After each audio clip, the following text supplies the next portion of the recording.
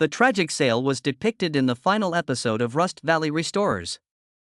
Fans bid the renowned junkyard king farewell. Then, however, an odd event occurred. Episodes continued to come out. Mike continued to live his goal, fix vehicles, and appear on television. How did a man manage to maintain his program after losing his empire? The response indicates a fact about what actually transpired that the majority of viewers were unaware of. On February 4, 1958, Mike Hall was born in St. Boniface, which is a neighborhood in Winnipeg, Manitoba. His father started working for the Canadian Pacific Railway when he was still a small boy, and the family relocated to Kamloops, British Columbia, in the West. For Mike, the move was a game changer. He had lots of freedom to walk around and explore the broad fields and back roads in the interior of British Columbia. Before long, one thing had taken over his entire universe: automobiles. Not brand new ones, but ancient, corroded wrecks that are abandoned in fields and behind barns. Mike had previously begun breaking into people's backyards and investigating abandoned country roads as a teenager in the early 1970s in search of dead cars that he could revive. Mike was hauling home junkers that no one else wanted, while the majority of students were saving money for motorcycles or records. He saw no signs of corrosion. He saw possibilities. He didn't consider a rotting pickup or a beat-up 1950s coupe to be trash. It was an enigma that needed to be solved. It seemed strange to several of his friends. He ignored the strange looks he received from his neighbors.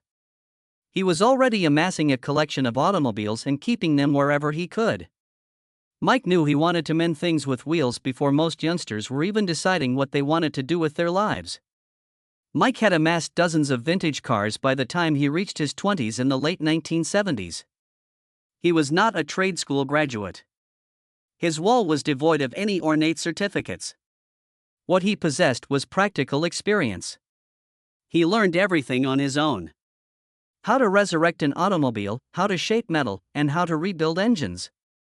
Each wreck he took home became a teaching moment. Every non-starting engine becomes a problem. All of that trial and error eventually evolved into skill. The sort of talent that was not learned in school. Long nights in icy sheds and broken knuckles were the causes. Mike Hall's fascination with rust and engines did not develop overnight, but he did not grow up with the intention of amassing hundreds of vintage automobiles. Long before there were cameras, in the 1980s, he was earning a living by blowing up slopes and scaling cliffs. His actual career started there. Chimera Springs Rockworks is the name of the business he founded. Additionally, it wasn't your typical construction job. Mike wasn't laying bricks or pouring concrete. He was dangling from ropes, drilling into cliff walls, and detonating controlled explosions. The majority of people wouldn't dare to perform this demanding and hazardous profession. Mike, meanwhile, thrived on the rush of excitement. People began referring to him as the Rasta Blasta throughout those years, due to his explosive day job and his long, dreadlocked hair. For the remainder of his life, the moniker stuck with him. He remained in that industry throughout the 1980s, 1990s, and even the 2000s. In British Columbia, he gained notoriety for his blasting job and earned a comfortable living doing it. He wasn't preserving it, though. Nearly all of it was being spent on junk cars. And not merely a couple here and there. He was hungry for abandoned cars. Whether they had half of their parts missing or were covered in rust didn't matter. Mike desired the car if he believed it had a soul or a backstory. And the fact that it needed to be saved simply increased his desire for it. Shiny restored classics were not what he was purchasing. He was looking for buckets of rust that had been abandoned. His land began to fill up with cars from all around the world during the ensuing decades. Rare muscle vehicles from the 1960s were among them. Others were vintage European sports vehicles that had not been driven in years or beaten-up pickups. He would bring home another broken machine with the money he earned from blasting stones for a job. When the 2010s arrived, people began to inquire about the precise number of cars he possessed. It was an incredible number. There were more than 400 cars on his property, and they weren't merely a collection. As far as you could see, the terrain was one of metal and rust. He used to make a joke about not collecting vehicles. He gathered rust. That's where Rust Brothers got its name. The men he worked with were not merely laborers or mechanics. They shared the same peculiar mission. Mike has no intention of building a dealership or making money by flipping automobiles. He was attempting to save machines that had been left behind by others.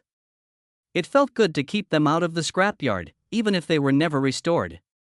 Even while it wasn't always obvious to outsiders, Mike's discussion of those cars made it obvious that it was more than just a pastime. There was more to it. He previously remarked, "I couldn't leave a car that needed to be saved." Every explosion he detonated throughout the day was a step closer to his goal of being able to purchase another piece of rolling history at night, and he felt drawn to them. Mike Hall never made a concerted effort to gain notoriety. He was already leading a totally different kind of life in the Shuswap region of British Columbia long before he ever made an appearance on television. There, on a quiet farm apart from the commotion, he had quietly made his home. He married, however, he never publicly revealed the identity of his spouse. Together, they reared a family that included their 1980s-born son, Connor Charman Hall. Additionally, Mike had a small puppy named Minnie, who soon joined the household. The property may have been peaceful, but Mike was everything but. He continued to be obsessed with vehicles after he had a wife and child. It actually caused some problems at home. No more junk automobiles on their property, his wife had to enforce. She didn't want their 26-acre farm to become just another rust-filled cemetery. Mike didn't argue, though. He just went somewhere else to pursue his goal. In the adjoining town of Tappan, which is close to Shuswap Lake, he purchased a second 5-acre parcel. It became legendary and was located just off the Trans-Canada Highway. What became known as Mike's Field of Dreams became that location.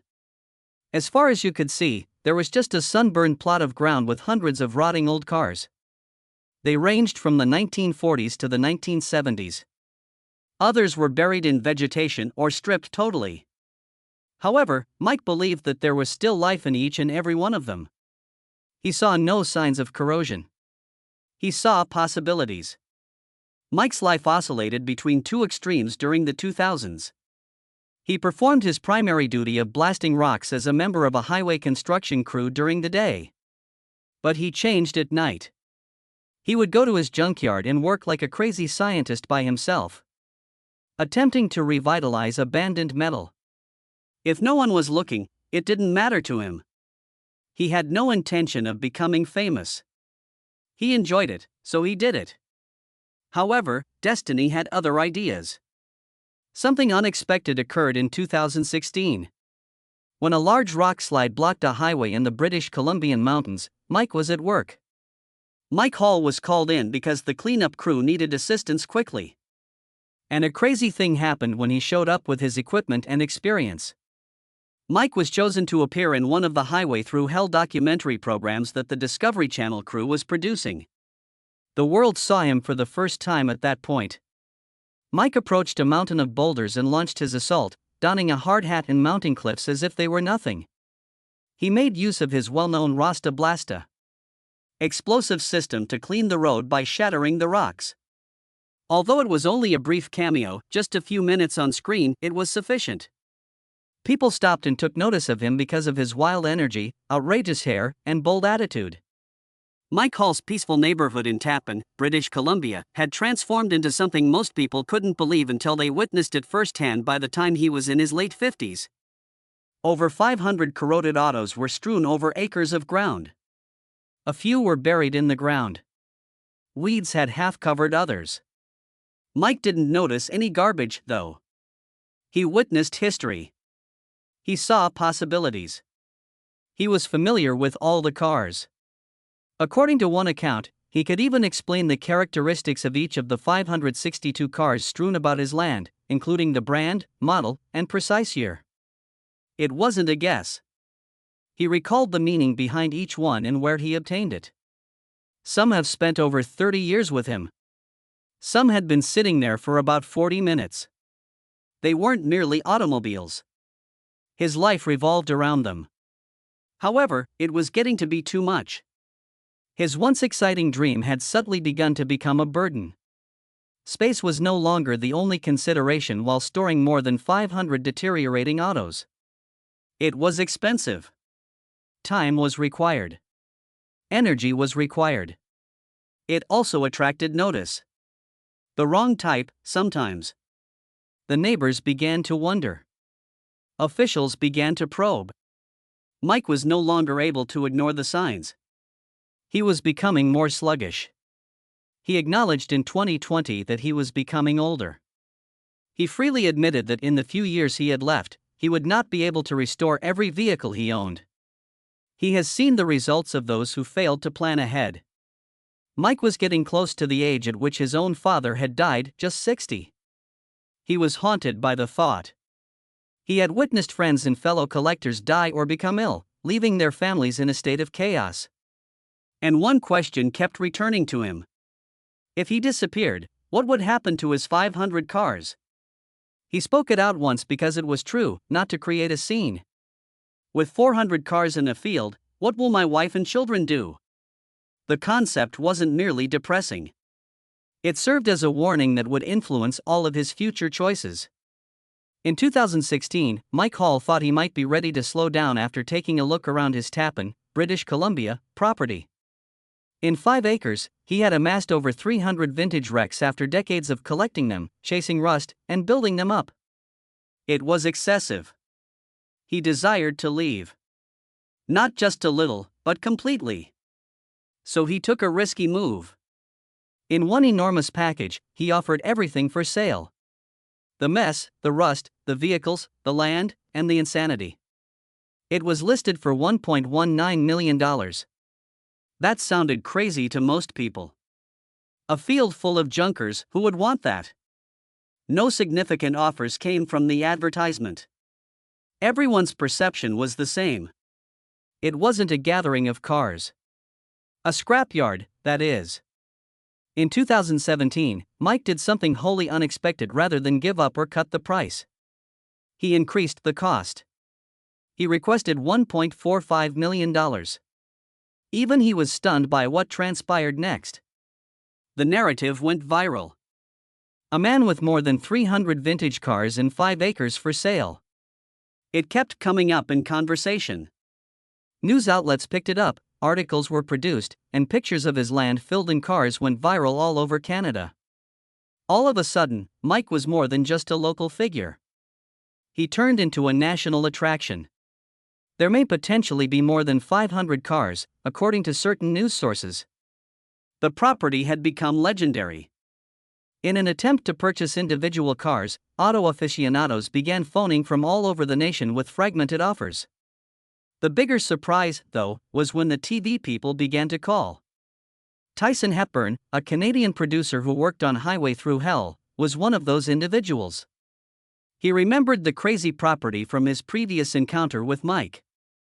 The concept of a television show no longer seemed outlandish, especially because the internet was ablaze with rumors about this strange man who had hundreds of dilapidated cars and a desire to leave them all. Mike had a real existence that appeared to be fiction, something that no one else had. Producers made pitches. Some were looking for a dramatic tale of turmoil and trash. Mike clarified one issue, though. Unless it was about something important, he didn't want to be on television. He claimed that rather than merely making fun of his mess, the show has to be about realizing his desire. His true ambition was to work with a small crew to restore vintage cars and perhaps transform the chaos into something lovely. Mike Hall did not slow down or retire in silence at the age of 60. Rather, he let the world into his rusted kingdom by opening its gates. With the help of Cora Studios and Mayhem Entertainment, he consented to film a show that would ultimately compel him to put the hundreds of cars he had accumulated over the years to good use. On his acreage near Tappan, British Columbia, he constructed a true workshop. He called it Rust Brower's Restorations, and it was encircled by mountains of corroded classics. The show's concept was straightforward. Restore, shine, and sell the automobiles he cherished in an attempt to transform them back into gold. Anybody who knew Mike, however, recognized that this was more than just a business concept. It was a struggle against deterioration, time, and his own strong emotional attachment to the very vehicles he was attempting to part with. Filming for the Rust Valley Restorers television series began in 2018. Avery Schuff, a heavy equipment mechanic with a beard, large muscles, and even larger opinions, was Mike's best friend from the start. The muscle car MacGyver was his nickname. Additionally, Mike introduced his son, Connor Charman Hall, a composed and pragmatic young man who constantly seemed to be tidying up the financial disaster his father had made. Parts were handled by Sarah Ward, and Cassidy McCone joined as a body technician. They were a motley bunch of auto enthusiasts who had a common interest. They had faith in rescuing automobiles that the rest of the world had abandoned. The show didn't feel or look like the typical high-end auto shows. This was not about spectacular revelations or eye-catching visuals. It was about actual people attempting to realize their dreams in a tiny community. On December 6, 2018, Rust Valley Restorers made its debut on Canada's History Channel, and it was a huge hit. Mike's unbridled enthusiasm, large heart, and unattainable optimism captivated the audience. He lacked the appearance and demeanor of a businessman.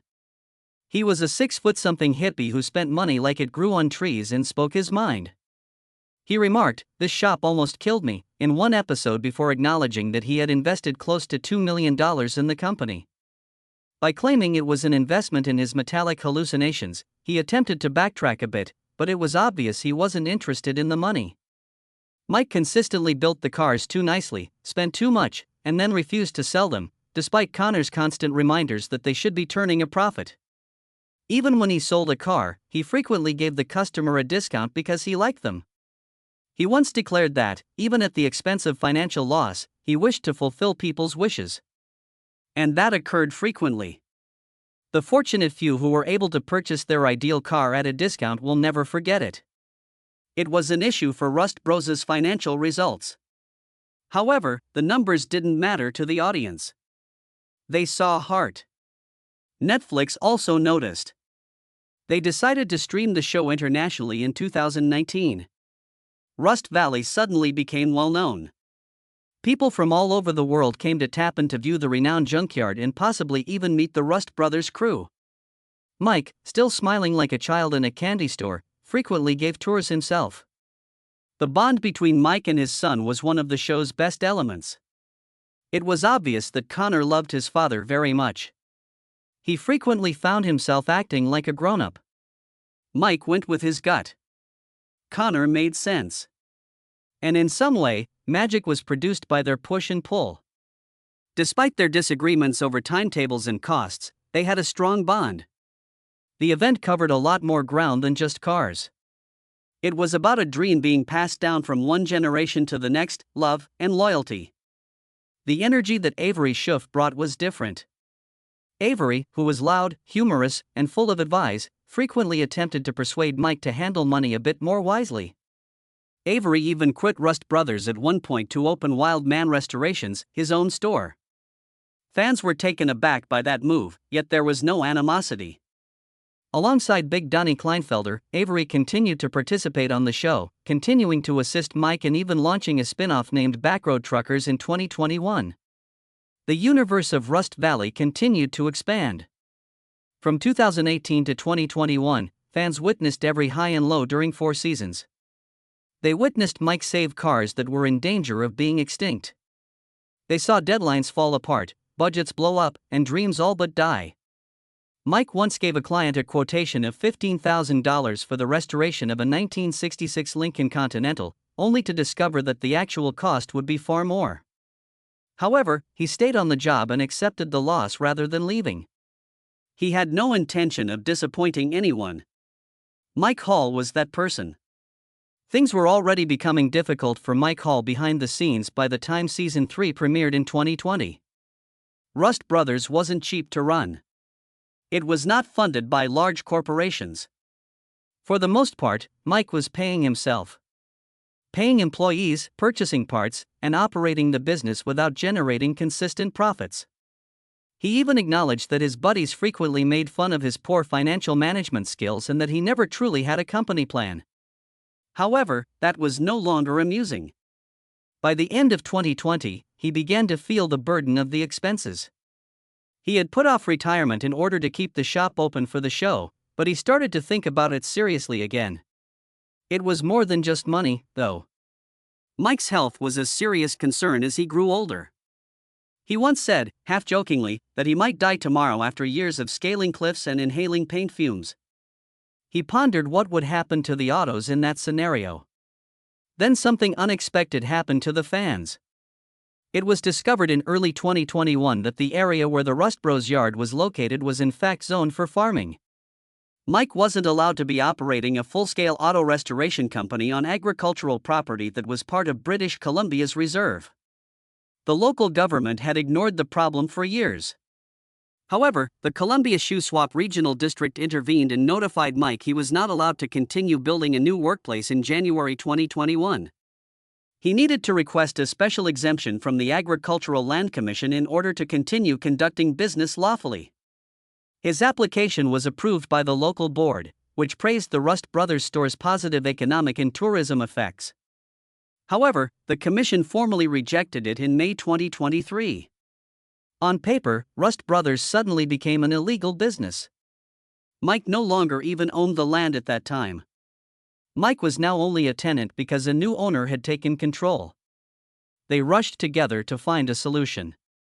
One suggestion was to partition the property so that the store might be located on a smaller, more easily rezoned tract.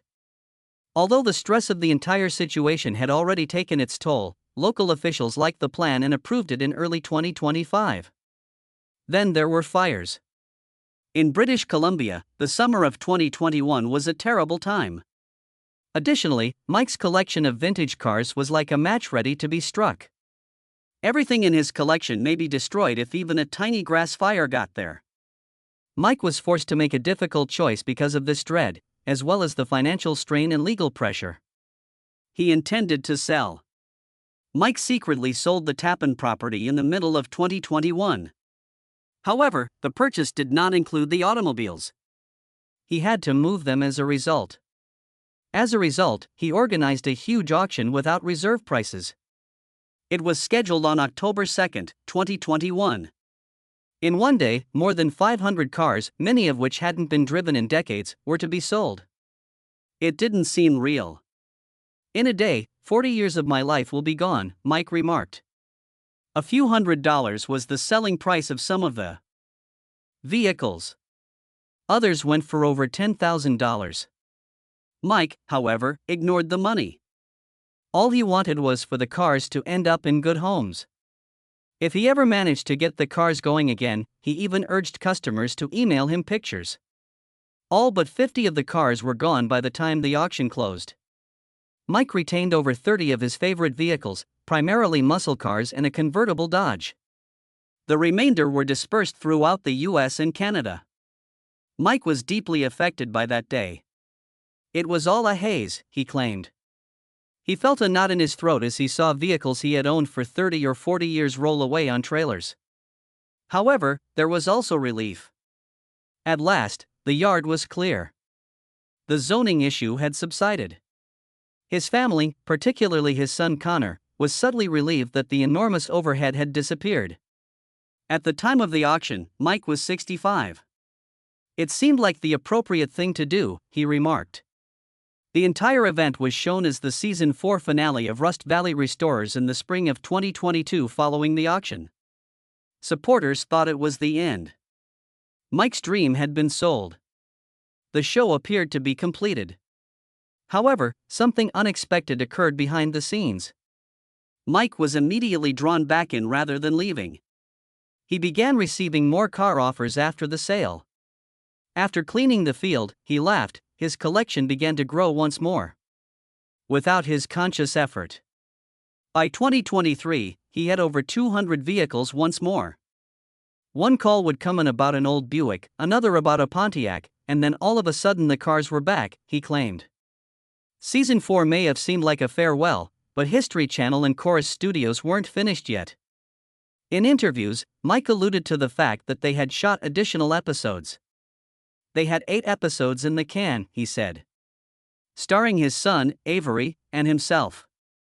They also conducted winter test drives with vehicles that shouldn't have been on snow during the course of 2022. Fans adored it. In the fall of 2024, Season 5 finally debuted, showcasing the team's transition to life following the significant sale. They had fewer automobiles, a smaller shop, and a new arrangement, but the spirit remained the same. Mike worked on two vehicles that held special meaning for him, a 1941 Diamond T-Truck and a 1968 Shelby GT350 Mustang. In one plot, they almost lost access to a critical lot they were using after a fright. One another reference to the ongoing land disputes. However, Mike continued to move forward. On camera, he assured supporters that he was determined to continue restoring vintage automobiles since it was in his blood. Off camera, Mike started working with eBay Motors Canada as a brand ambassador. He demonstrated how he hunted for parts and offered online car guidance. People noted he was still as passionate and full of life even during Zoom interviews. He breathed easier after letting rid of the enormous collection. He was able to appreciate his profession once more. Rust Brothers Restorations is still in business, but it's wiser and leaner now. Mike concentrates on completing a small number of projects at a time. In British Columbia, he also attends vehicle exhibitions and charity events. He's become a kind of mentor to young mechanics, teaching what he learned the hard way. Others have been motivated by his story to take chances, pursue their passions, and perhaps lessen their concern for financial gain. Mike is in his late 60s now. I continue to live with his wife and dog in the shoe swap. He still has Connor, and their relationship appears to be stronger than before. Mike's wife remains out of the spotlight, but you can guess she's delighted the backyard isn't cluttered with rusting automobiles anymore. In the automotive community, Mike has also taken on the role of a grandfather figure. Because he created something out of passion rather than profit, he is admired by many. Today, Rust Valley is more than just a television program. It's a tradition. Mike is still the same person who can't resist a good narrative and a rusty fender, even if he never again collects 500 automobiles.